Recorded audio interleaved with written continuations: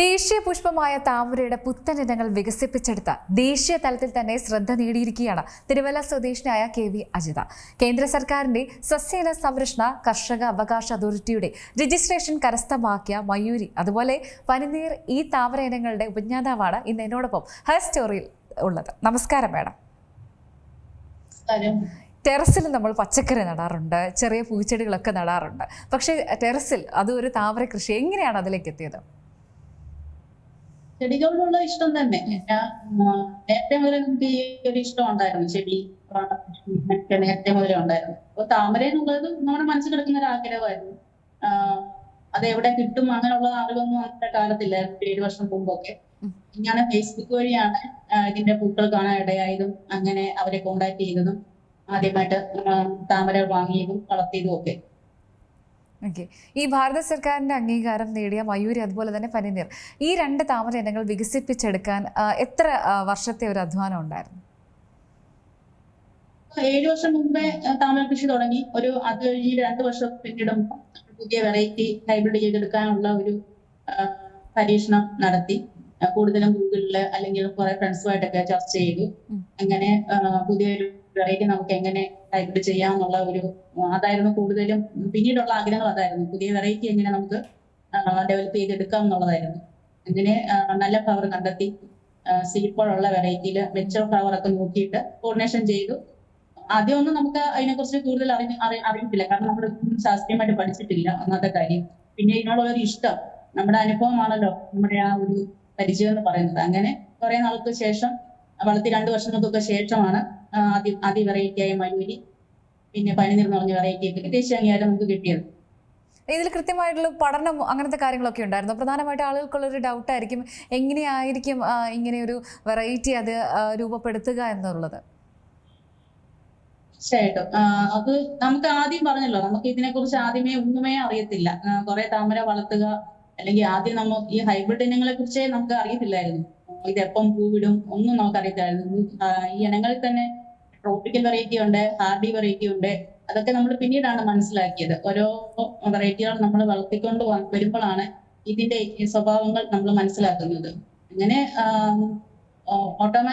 Automatically ഇതിന് നമ്മുടെ താമരയൊക്കെ വളർത്തിയ ആ ഒരു സമയത്ത് തന്നെ സീഡ് പോൾ ഉണ്ടാകുന്ന ഒരു സമയം വന്നിട്ട് നമുക്ക് തന്നെ ഇങ്ങനെ ഹൈബ്രിഡ് ചെയ്ത് പുതിയൊരു വെറൈറ്റി എടുക്കുക എന്നുള്ളത് കൂടുതലും മറ്റുള്ള ഫ്രണ്ട്സും ഒക്കെ ആയിട്ട് ചോദിച്ചു. പിന്നെ നമ്മൾ ഗൂഗിളിൽ മറ്റുള്ള ചെടികളുടെ പോളിനേഷൻ കാര്യങ്ങൾ നോക്കി. അങ്ങനെയൊക്കെയാണ് ഇത് നമ്മൾ ചെയ്യാനായിട്ട് ശ്രമിച്ചത്. ഈ മയൂരി അതുപോലെ തന്നെ പനിനീർ ഇവിടെ പ്രധാനമായിട്ടുള്ള ഒരു വെറൈറ്റി, അല്ലെങ്കിൽ നമ്മളിപ്പോൾ ദൃശ്യത്തിൽ നിന്നൊക്കെ കാണാൻ സാധിക്കും ഒരുപാട് ഇതളുകളൊക്കെയുള്ള. എങ്ങനെയാണ് ഇതിന്റെ മറ്റ് പ്രത്യേകതകളൊക്കെ എന്താണ്? മയൂരി പ്രത്യേകതകൾ നമ്മുടെ കാലാവസ്ഥയിൽ നമുക്ക് തുടർച്ചയായിട്ട് പൂക്കൾ കിട്ടും. നമ്മൾ ഒരു സീഡ് ഡെവലപ്പ് ചെയ്തെടുത്താൽ തന്നെ അത് 1.5 വർഷം എടുക്കും അതിന്റെ ക്യാരക്ടർ നമുക്ക് മനസ്സിലാക്കാനായിട്ട്. ആ ഒരു കാലയളവിലാണ് ആ ഒരു താമരച്ചെടിയുടെ കൂടുതലും അത് പൂക്കുക, എത്ര നാൾ അത് പൂക്കും, അതിന്റെ പെറ്റൽസിന്റെ എണ്ണം, അതുപോലെ തന്നെ പൂക്കളുടെ വലിപ്പം, ഇതൊക്കെ നമ്മൾ അതിന് നിരീക്ഷിക്കണമെങ്കിൽ 1 വർഷത്തിന് മേളിൽ എടുക്കും. അതിന് നമ്മുടെ കാലാവസ്ഥ തുടർച്ചയായി പൂക്കൾ തരുന്നതാണോ എന്നൊക്കെ നോക്കണം.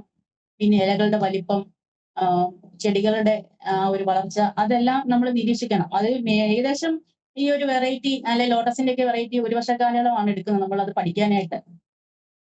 തന്നെ വാണിജ്യപരമായി എന്തൊക്കെ സാധ്യതകളാണ് പ്രധാനമായിട്ടും ഈ ഇനങ്ങൾക്കൊക്കെ ഉള്ളത്?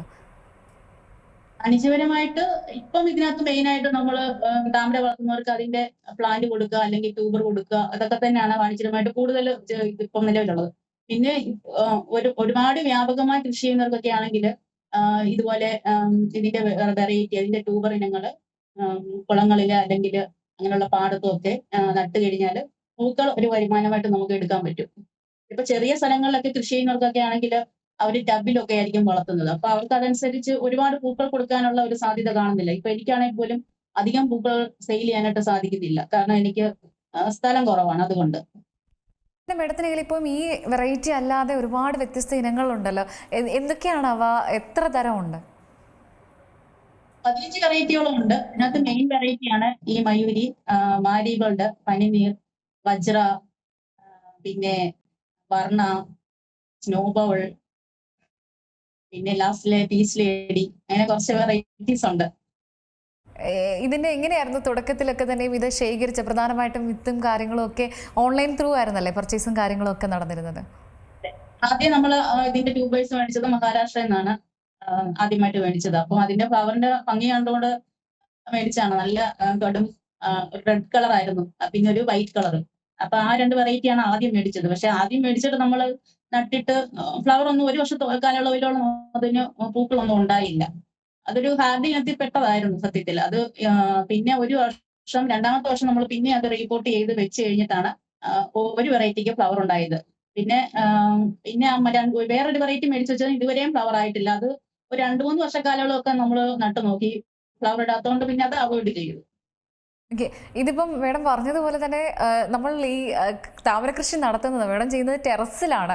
വളരെ പരിമിതമായിട്ടുള്ള ഒരു സ്പേസ്, അത് ഒട്ടുമേ എളുപ്പമല്ല. എങ്ങനെയാണ് ടെറസിൽ കൃഷി ചെയ്യാം എന്നുള്ളൊരു ആശയത്തിലേക്ക് എത്തിയത്? തുടക്കത്തിലൊക്കെ തന്നെ നേരിട്ടൊരു പ്രധാന വെല്ലുവിളിയൊക്കെ എന്തൊക്കെയായിരുന്നു?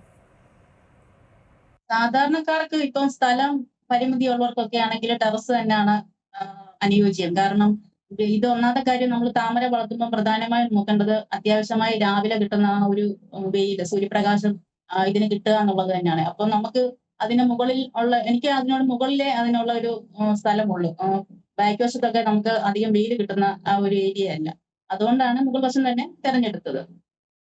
ഇവയ്ക്ക് വെള്ളം, മണ്ണ്, ആ കാര്യങ്ങളൊക്കെ എങ്ങനെയായിരുന്നു സജ്ജീകരിക്കുന്നത്? ഇപ്പോഴും എങ്ങനെയാണ് അതിന്റെ ഒരു മെയിൻ്റനൻസ് ഒക്കെ? മണ്ണ് ടെറസ് കൃഷി ചെയ്യുന്നവർക്ക് വളരെ ബുദ്ധിമുട്ടാണ്, കഷ്ടപ്പാടുമാണ്. കാരണം മണ്ണ് മുകളിൽ എത്തിക്കണം, പിന്നെ അതുപോലെ വെള്ളത്തിന്റെ പ്രശ്നം വരുന്നുണ്ട്. അപ്പം അതൊക്കെ ഒരു കഷ്ടപ്പാട് തന്നെ. അതൊക്കെ നമ്മൾ ചെയ്തേ പറ്റൂ. ഇതിനോടുള്ള ഒരു ഇഷ്ടമുള്ളത് നമ്മൾ തീർച്ചയായിട്ടും ആ ഒരു കഷ്ടപ്പാടൊന്നും അത്ര കാര്യമാക്കത്തില്ല. പൂക്കുന്നതിനൊക്കെ പ്രത്യേകം വളങ്ങളൊക്കെ ഉപയോഗിക്കാറുണ്ടോ? ഈ ജൈവ വളങ്ങൾ അല്ലെങ്കിൽ കൃത്രിമ വളങ്ങൾ ഉപയോഗിക്കാറുണ്ടോ അങ്ങനത്തെ കാര്യങ്ങളൊക്കെ? ഉണ്ട്. ഇപ്പം മണ്ണും നമ്മുടെ കാലാവസ്ഥ നല്ലതാണെങ്കിൽ അത്യാവശ്യം നല്ല രീതിയിൽ തന്നെ ഫ്ലവർ ഉണ്ടാകും. അതല്ലെങ്കിൽ പോലും നമ്മൾ സാധാരണ ചെടികളൊക്കെ നടുന്നത് പോലെ നമ്മുടെ പറമ്പിലെ മണ്ണാണ് ഇപ്പം, കണ്ടത്തിലെ മണ്ണൊക്കെ എല്ലാവർക്കും കിട്ടാൻ ചാൻസ് ഇല്ല. അപ്പം നമ്മൾ പറമ്പിലെ വളക്കൂറുള്ള മണ്ണ് തന്നെ എടുത്താണ് ഇത് ട്യൂബർ നടുന്നത്. അപ്പൊ ആദ്യം നമ്മൾ നടുമ്പോൾ അതിന് ജൈവവളമായ വെർമി കമ്പോസ്റ്റോ അല്ലെങ്കിൽ ചാണകപ്പൊടിയോ കുറച്ച് എല്ലുപൊടി അതൊക്കെ ചേർത്താണ് ആദ്യം നടുന്നത്. ഏറ്റവും അടിവളമായിട്ട് കൊടുക്കുന്നതാണ് ഈ വളങ്ങൾ. പിന്നെ മുകളിൽ ലെയറായിട്ട് മണ്ണിട്ടിട്ടാണ് ട്യൂബർ നടുന്നത്. ട്യൂബർ നടുന്നത് നമ്മൾ ഇലയും വേരൊക്കെ വന്ന ഒരു ട്യൂബറാണ് നമ്മൾ പ്ലാന്റ് ചെയ്യുന്നത്. പെട്ടെന്ന് വളർച്ചയെ സഹായിക്കും അത്. ഇപ്പം പനിനീറിനും അതുപോലെ തന്നെ മയൂരിക്കൊക്കെ രജിസ്ട്രേഷൻ ലഭിച്ച വിവരം അറിഞ്ഞപ്പോൾ എന്തായിരുന്നു ആദ്യ പ്രതികരണം? അങ്ങനെ പ്രതീക്ഷിച്ചിരുന്നോ? ഭയങ്കര സന്തോഷം. നമുക്ക് അഭിമാനം തോന്നിയ ഒരു നിമിഷമായിരുന്നു. കാരണം നമ്മുടെ ഒരു വെറൈറ്റിക്ക് നമ്മുടെ കഷ്ടപ്പാട്, കാരണം നമ്മൾ ആ ഒരു വെറൈറ്റി എന്ന് പറഞ്ഞ ഒരു വർഷത്തിന് മേലെയാണ് ആ ഒരു വെറൈറ്റി നമ്മൾ നിരീക്ഷിക്കുന്നത്. അപ്പൊ ആ ഒരു വെറൈറ്റി നമ്മുടെ പേരിൽ രജിസ്ട്രേഷൻ കിട്ടുക എന്നുള്ളത് ഏറ്റവും വലിയൊരു കർഷകർക്ക് ഏറ്റവും വലിയൊരു അഭിമാനം തോന്നിയ ഒരു നിമിഷമായിരുന്നു അത്. അതേപോലെ തന്നെ ഈ രജിസ്ട്രേഷൻ നടപടികൾ എന്ന് പറഞ്ഞു കഴിഞ്ഞാൽ അതൊരു വലിയ പ്രോസസ്സാണ്. അതിലേക്കൊക്കെ തന്നെ കടക്കാൻ ഈ ജില്ലാ കൃഷി വിജ്ഞാന കേന്ദ്രത്തിൻ്റെയൊക്കെ ഒരു സപ്പോർട്ട്, അല്ലെങ്കിൽ എങ്ങനെയായിരുന്നു ഇതിലേക്ക് അല്ലെങ്കിൽ രജിസ്റ്റർ ചെയ്യാം എന്നുള്ള ഒരു തീരുമാനത്തിലേക്കൊക്കെ എത്തിയത് എങ്ങനെയായിരുന്നു? ഇത് നമ്മുടെ പത്തനംതിട്ട ജില്ലാ വിജ്ഞാന കേന്ദ്രത്തിലെ scientist Robert sir, senior scientist doctor CP Robert sir, subject special matter നമ്മുടെ സിന്ധു മാമ, അവരുടെയൊക്കെ സപ്പോർട്ടായിരുന്നു കൂടുതൽ. ഇതിന്റെ ശാസ്ത്രീയമായി ഇത് രേഖപ്പെടുത്തേണ്ടത് എനിക്ക് പറഞ്ഞു തന്നത് അവിടുത്തെ ശാസ്ത്രജ്ഞന്മാർ തന്നെയാണ് കൂടുതൽ. പിന്നെ അതിനനുസരിച്ച് അതിനുവേണ്ടി ഡോക്യുമെന്റേഷൻ ഒക്കെ തയ്യാറാക്കി ബാംഗ്ലൂരിൽ നിന്ന് പ്രിൻസിപ്പൽ സയന്റിസ്റ്റ് സുമംഗലമ്മ നമ്മുടെ ഫാം സന്ദർശിക്കുകയും ഫീൽഡ് നിരീക്ഷണങ്ങൾ ചെയ്യുകയും ഓരോ വെറൈറ്റിയുടെ വ്യത്യാസം കണ്ടുപിടിക്കുകയും പൂക്കളുടെ നിറം, പിന്നെ അതിന്റെ വ്യാസം, ഇലകളുടെ വലിപ്പം അതൊക്കെ കണ്ടുപിടിച്ച് ഒരു പുതിയൊരു വെറൈറ്റി താമരയാണ് അവർക്കത് മനസ്സിലായി കഴിഞ്ഞാണ് നമുക്ക് ഈ ഇനത്തിന് രജിസ്ട്രേഷൻ കിട്ടിയത്. ഇതുപോലെ തന്നെ എത്ര നാളിങ്ങനെ വാടാതെ നിൽക്കും ഈ ഒരു 2 വെറൈറ്റി? അത് കുറേ നാളത്തേക്ക് നിൽക്കുമോ? മയൂരി എന്ന് പറഞ്ഞ വെറൈറ്റി കൂടുതലും 10 ദിവസമൊക്കെ നിൽക്കാറുണ്ട്. ദിവസം കഴിയുമ്പോഴും അതിന്റെ പെറ്റൽസിന്റെ ഭംഗി പോകും. പക്ഷെ ഒഴിയാതെ തന്നെ ആ ഫ്ലവറിൽ തന്നെ പെറ്റൽസ് നിന്ന് കാണാറുണ്ട് പതിവ്. മറ്റേ പനി എന്ന് പറഞ്ഞ വെറൈറ്റി ഒരു ലാർജ് വെറൈറ്റിയാണ്. അത് അത്യാവശ്യം ഭയങ്കര ഇലയ്ക്കാണേലും പൂവിനാണേലും നല്ല വലിപ്പമുള്ള ഒരു വെറൈറ്റിയാണ്. അത് ഈ പറഞ്ഞ പോലെ ഒരാഴ്ചയൊക്കെ ഫ്ലവർ നിൽക്കും. അതേപോലെ തന്നെ ഈ ബംഗളൂരുവിലെ മയൂര് എന്ന് പറഞ്ഞ വെറൈറ്റി നമ്മുടെ ചെറിയ കൂട്ടുകളിൽ പോലും വളർത്താം. അതേസമയം പനിനീർ എന്ന് പറഞ്ഞ വെറൈറ്റി അത്യാവശ്യം നല്ല സ്പേസ് ഉള്ള ടബുകളില് അല്ലെങ്കിൽ കുളങ്ങളില് ഒക്കെ വളർത്തുന്നതായിരിക്കും അതിന്റെ യഥാർത്ഥ ഭംഗി. അതായത് നമ്മുടെ ഈ ആ ഇലയുടെ വലിപ്പം ഒക്കെ കാണുന്നുണ്ടെങ്കിൽ ഇച്ചിരൂടെ സ്പേസ് ഉള്ള സ്ഥലത്ത് വളർത്തുന്നതായിരിക്കും ബെറ്റർ. കാണാം, അതായത് വലിയ ഇലകളാണ് ഉള്ളത്. അതായത് മേഡത്തിന്റെ ഒരു കൈയൊക്കെ വെച്ച് അതിനെ അളന്ന് കാണിക്കുന്നുണ്ട്, വലിയ ഇലകൾ. അത് നമ്മൾ ഈ 1000 ലിറ്റർ ടബില്ലേ, ആ, ആ. വാട്ടർ ടാങ്ക് ഇല്ലേ, അതിനകത്ത് വളർത്തിയതാണ് അത്. അതിന്റെ ആ ഒരു ഇലയുടെ വലിപ്പമൊക്കെ എന്ന് അറിയാനായിട്ട് അത് നമുക്ക് വളർത്തിയതാണ് അത്. ഇത് ശരിക്കും ഈ രണ്ട് വെറൈറ്റി കുളങ്ങളിലൊക്കെ ആണെങ്കിൽ കുറച്ചും കൂടെ വലുതായി കാണാൻ പറ്റുമായിരിക്കും അല്ലേ? പിന്നെ തീർച്ചയായിട്ടും നമ്മൾ സ്പേസ് കൊടുക്കുന്നതനുസരിച്ച് ഇലയ്ക്കും ആ പൂവിനും തന്നെ നല്ല വ്യത്യാസം. ഇതിപ്പോ ഒക്കെ സാധാ ടബിൽ നിൽക്കുന്ന ഫ്ലവർ ആണ് നമ്മളിപ്പം കാണുന്നതൊക്കെ. അപ്പം അതിനനുസരിച്ച് വലിയ സ്പേസ് കൊടുത്ത് വളർത്തുവാണെങ്കിൽ അതനുസരിച്ച് പൂക്കളുടെ കളറിനും വ്യത്യാസം വരും. കുറച്ചുകൂടെ നല്ല കളറും ആയിരിക്കും, ഇലകൾക്കും വലിപ്പം ഉണ്ടാകും. നമുക്ക് കിട്ടുന്ന അതിനകത്തും കിട്ടുന്ന ട്യൂബേഴ്സിനും വലിപ്പം ഉണ്ടായിരിക്കും. മേഡത്തിന്റെ കയ്യിൽ നിന്ന് ഈ വെറൈറ്റി ഒരുപാട് ആളുകൾ വാങ്ങുന്നുണ്ടോ? എങ്ങനെയാണ് ഇപ്പം അതിന്റെ സെല്ലിങ്ങും കാര്യങ്ങളും ഒക്കെ ഉണ്ടോ? മാർക്കറ്റിൽ ഒരു വെറൈറ്റി നമ്മൾ പുതുതായിട്ട് ഇറങ്ങിക്കഴിഞ്ഞാൽ ആദ്യം ആ ഒരു വെറൈറ്റിക്ക് നല്ല ഡിമാൻഡ് ആയിരിക്കും. പിന്നെ വർഷങ്ങൾ കഴിയുന്തോറും പിന്നെ പുതിയ വെറൈറ്റി വരുന്നതനുസരിച്ച് പഴയ വെറൈറ്റിയുടെ ഒരു മാർക്കറ്റ് കുറഞ്ഞു കുറഞ്ഞു വരും. അങ്ങനെയും കാണുന്നുണ്ട്. എന്നാലും നല്ല വെറൈറ്റിക്ക് എപ്പോഴും ഡിമാൻഡ് ഉണ്ടാവും. ഓക്കെ. ഈ ബംഗളൂരുവിലെ ഇന്ത്യൻ ഇൻസ്റ്റിറ്റ്യൂട്ട് ഓഫ് ഹോർട്ടിക്കൾച്ചറിലെ അവിടുത്തെ ശാസ്ത്രജ്ഞരുമായിട്ടുള്ള ഒരു അനുഭവമൊക്കെ എങ്ങനെയായിരുന്നു അവരുടെ ഒരു പിന്തുണയും കാര്യങ്ങളൊക്കെ? ഇത് വളരെ അറിവ് നിറഞ്ഞ, നമുക്ക് കൂടുതൽ അറിവ് നിറഞ്ഞ ഒരു അനുഭവമായിരുന്നു അത്. നമ്മുടെ ഫാമിൽ സന്ദർശിക്കുകയും നമ്മുടെ പൂക്കളുടെ ഇനങ്ങളുടെ ആ രൂപഭേദ ഗുണങ്ങൾ അവർ മനസ്സിലാക്കുകയും ഫീൽഡ് നിരീക്ഷണങ്ങളൊക്കെ എനിക്ക് തോന്നുന്നു 2-3 തവണയോളം ഫീൽഡ് നിരീക്ഷണങ്ങളൊക്കെ ഉണ്ടായിട്ടുണ്ട്. പിന്നെ ഇതുമായിട്ട് ബന്ധപ്പെട്ടുള്ള അനുബന്ധ ഓഫീസുകളിൽ പോയി രേഖകൾ തയ്യാറാക്കുകയൊക്കെ ചെയ്തിരുന്നു.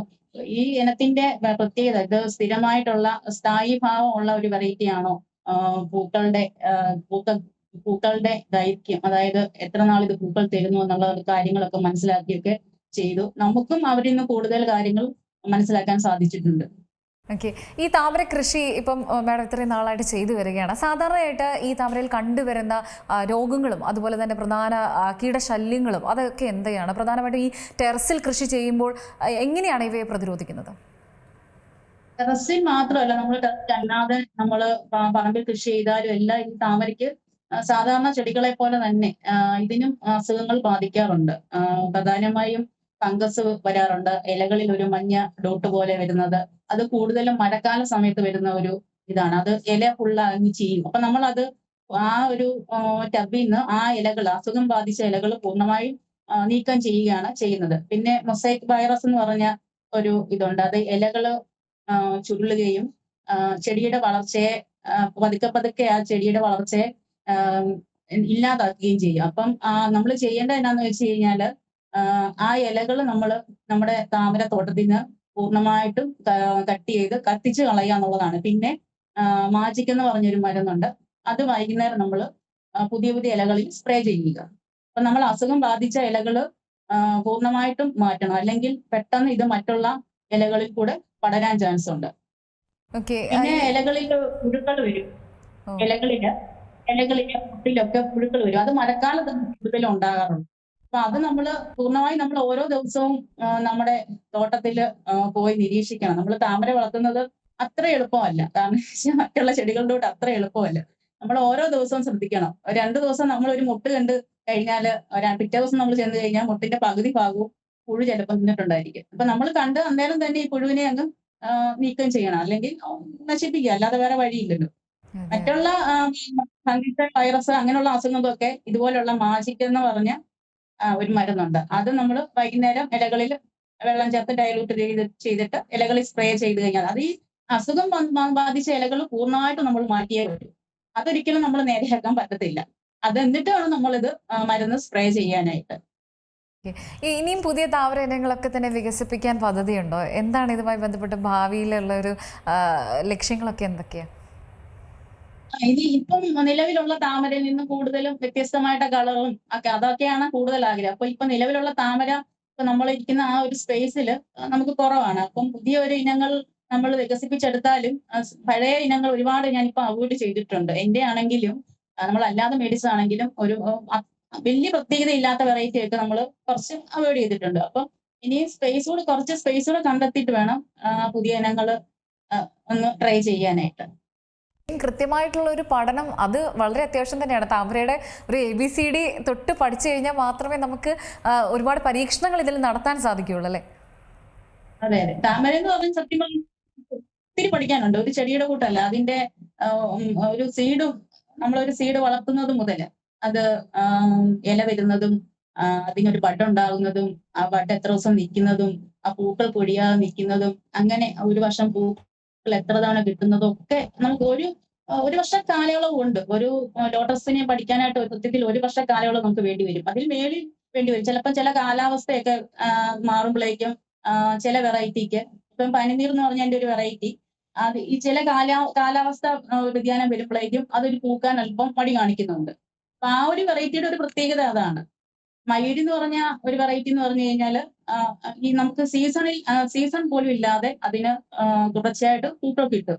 അതേസമയം പനിനീർ എന്ന് പറഞ്ഞ വെറൈറ്റി കൂടുതലും ഒരു സെമി ട്രോപ്പിക്കൽ വെറൈറ്റിയാണ്. ഇവിടെ കാലാവസ്ഥയിൽ തുടർച്ചയായിട്ട് പൂക്കൾ കിട്ടത്തില്ല. ഇപ്പൊ ഈ ഒരു മഴയുള്ള ഒരു സമയം കൂടുതലും അതിന് ബെറ്ററാണ്, പൂവിടാനും ഒക്കെ ആയിട്ട് ബെറ്ററാണ്. ഓക്കെ, ഈ താമര കൃഷിയിലേക്കൊക്കെ കടന്നു വരാൻ ആഗ്രഹിക്കുന്ന ഒരുപാട് ആളുകളുണ്ട്. അവർക്കും അതുപോലെ തന്നെ തുടക്കക്കാർക്കും ഒക്കെ നൽകാൻ സാധിക്കുന്ന അല്ലെങ്കിൽ അവരോട് എന്താണ് മേഡത്തിന് പറയാനുള്ളത്? തുടക്കക്കാർക്ക് നമുക്ക് ഈ കൃഷിയോടുള്ള താല്പര്യം വേണം. അതാണ് ആദ്യം വേണ്ടത്. നമ്മളൊരു ചെടിയോ അല്ലെങ്കിൽ എന്താണേലും ഒരു പച്ചക്കറി ആണെങ്കിലും എന്താണേലും നട്ട് കഴിഞ്ഞാൽ നമ്മൾ അതിനെ ശ്രദ്ധിക്കണം. ശ്രദ്ധിക്കാതെ പോയി കഴിഞ്ഞാൽ അറിയാമല്ലോ, അവസ്ഥ അറിയാമല്ലോ. നമ്മളപ്പം നടാൻ നമുക്കൊരു മനസ്സ് വേണം, അതിനോടുള്ള താല്പര്യം ഉണ്ടായിരിക്കണം. ഒരു ഹോബിയായി കണ്ടിട്ട് അതിൽ ഇങ്ങനെ വരുമാനം ഉണ്ടാക്കാം എന്നുള്ളതും കൂടെ നമ്മൾ നോക്കണം. ഇപ്പൊ ഈ ഒരു വെറൈറ്റി എന്നൊക്കെ താമരയുടെ വെറൈറ്റി മിക്കവാറും പുതിയ വെറൈറ്റി ഒക്കെ ഇറങ്ങുമ്പോൾ അത്യാവശ്യം നല്ല റേറ്റ് ആയിരിക്കും. ചിലപ്പം 15 രൂപ 15,000 രൂപ ആ ഒരു റേറ്റിലൊക്കെ പുതിയതായിട്ട് ഇറങ്ങി നല്ല വെറൈറ്റിക്കൊക്കെ കാണാറുണ്ട്. അപ്പൊ നമ്മൾ പുതുതായിട്ട് തുടങ്ങുന്നവർക്കൊക്കെയാണ് ആ വെറൈറ്റി മേടിച്ച് പരീക്ഷിക്കാൻ ഒരിക്കലും പറ്റുന്നില്ല. അപ്പൊ ഇപ്പം തന്നെ നിലവിൽ 100 രൂപ 150 രൂപ മുതൽ സ്റ്റാർട്ടിംഗ് റേറ്റ് ട്യൂബറിന് വരുന്നുണ്ട്.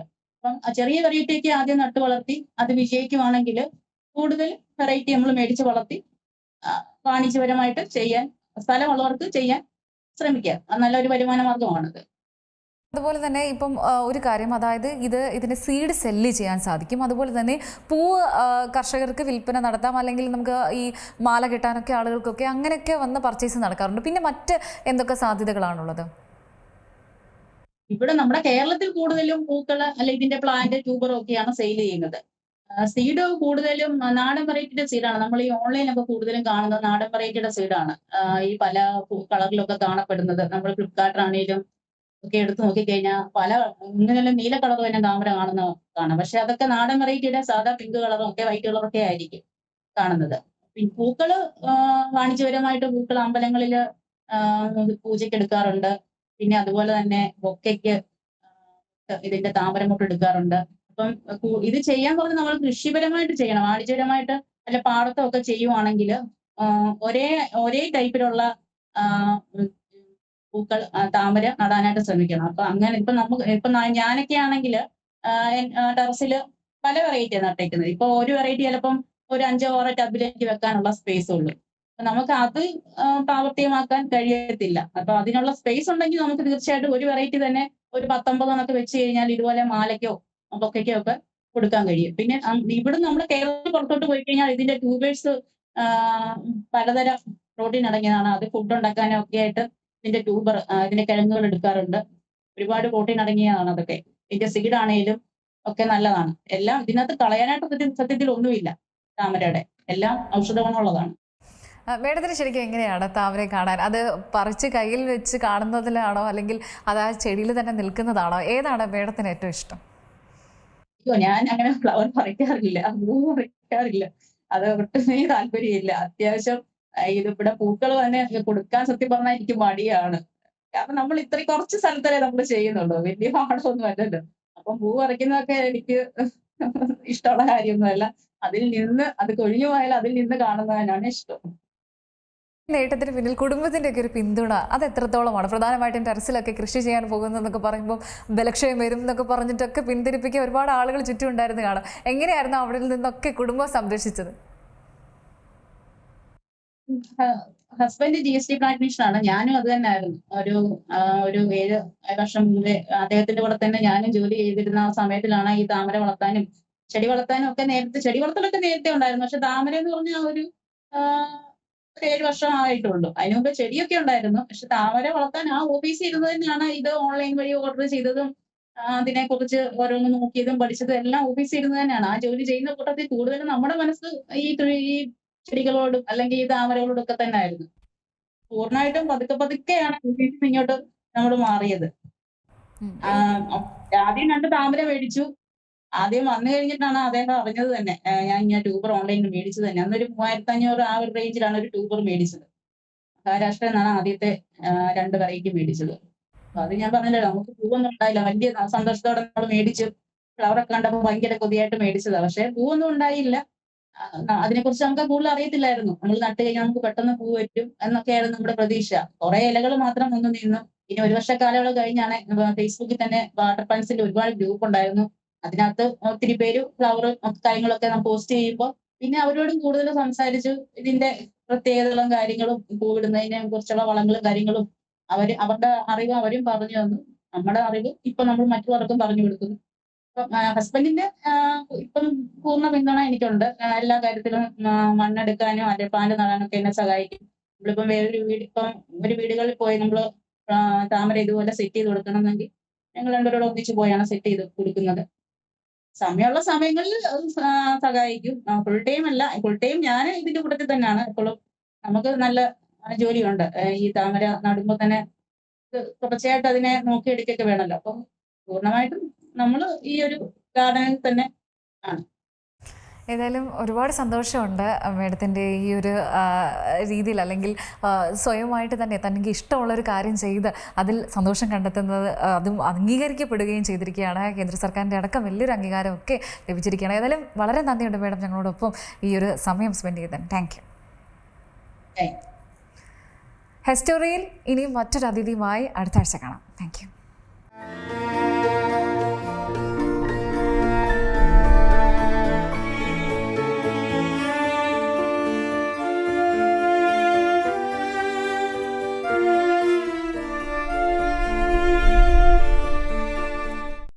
ഏറ്റവും പുതിയ വാർത്തകളും വിശേഷങ്ങളും വിരൽ തുമ്പിലറിയാൻ സീ മലയാളം ന്യൂസ് എല്ലാ ഡിജിറ്റൽ പ്ലാറ്റ്ഫോമുകളിലും ലഭ്യം.